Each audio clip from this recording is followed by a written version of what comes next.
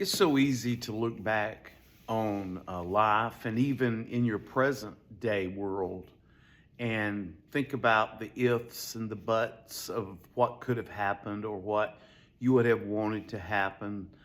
Uh, we sometimes play the woulda, shoulda game where if we just would have done something or would have done something or should have done something differently, but we have no control over a lot of those issues.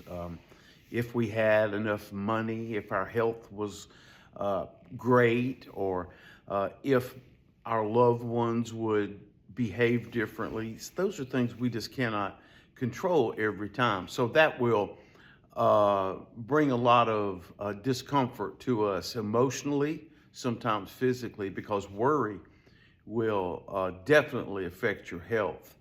But there is one issue that we can settle in our minds and our hearts today that should bring some relief in a lot of these areas. And that is this simple fact. You don't have to ask if Jesus rose from the dead. The Bible and history specifically states and proves that he did. Paul, in his writings in 1 Corinthians chapter 15, goes into great detail. And he uses the word if many times. He would say, if Jesus had not risen from the dead, then our preaching is in vain. And we understand that. And he lists a lot of ifs. Jesus had not, then this. If he had not risen from the dead, then we are wasting our time, obviously, as Christians. But he gets to verse 20, and he says, but Jesus has risen from the dead.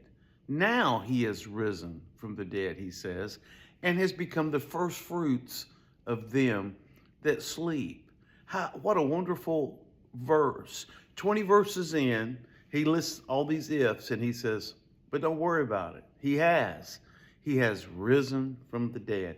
And in verse 19, the one right before that, he says this. He says, if he uses that word again, if in this world we have hope only, we are of all men most miserable. And then verse 20, he says, but now Jesus has risen from the dead. Our hope is not in this world, friend. Our hope, and you can settle this in your mind today, let all anxiety or any doubts or fears or worries just be gone, because Jesus has risen from the dead, and he is our first fruit.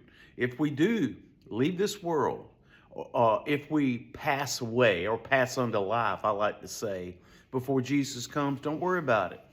Jesus has risen from the dead, and because of that, we will too. God bless you.